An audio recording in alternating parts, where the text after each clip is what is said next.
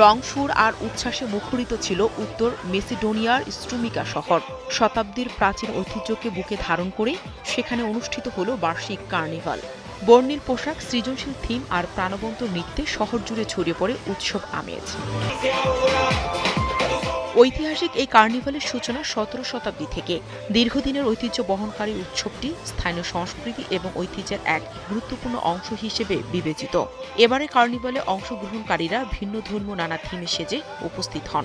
কারো পোশাকে ছিল ডিস্কো যুগের ঝলক, আবার কেউ সেজেছিলেন ক্যাকটাসের আকৃতিতে। আমরা আমাদের ঐতিহ্যকে বাঁচিয়ে রাখতে গত ৫ বছর ধরে কার্নিভালে অংশ নিচ্ছি এবং অনেক আনন্দ করছি।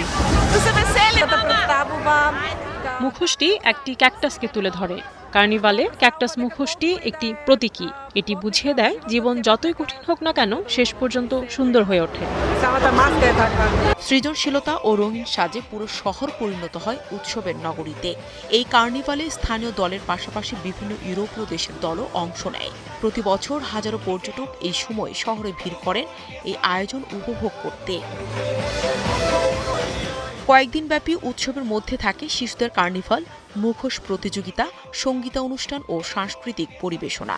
তবে এই আয়োজনের প্রধান আকর্ষণ হল গ্র্যান্ড নাইট প্যারেড, যেখানে থিমভিত্তিক বিশাল ফ্লোট ও কস্টিউম প্রদর্শন করা হয়। প্রাচীনকালের লোকেরা টোটেমকে দেবতা হিসেবে বিবেচনা করত, পাশাপাশি ঐতিহ্য, প্রেম এবং বিশ্বাসের প্রতীক হিসাবেও। সেই কারণেই আজ একটি বার্তা বহন করে, একে অপরকে আরো ভালোবাসুন এবং সম্মান করুন।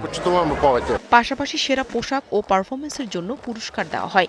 এছাড়া হোটেল, রেস্টুরেন্ট ও স্থানীয় ব্যবসায়ীদের জন্য একটি বড় আয়ের সুযোগ তৈরি হয় এই উৎসব। সেই সাথে শহরের পর্যটন শিল্পের অন্যতম প্রধান আকর্ষণ এই কার্নিভাল। বর্ণাঢ্য শোভাযাত্রা, সঙ্গীত ও নৃত্যের মাধ্যমে ঐতিহ্যবাহী কার্নিভাল আবারও প্রমাণ করল সংস্কৃতি ও আনন্দ উদযাপনের মাধ্যমে মানুষ কিভাবে ইতিহাসকে জীবন্ত করে রাখে। নাহিদা রিন্থি, ৭১।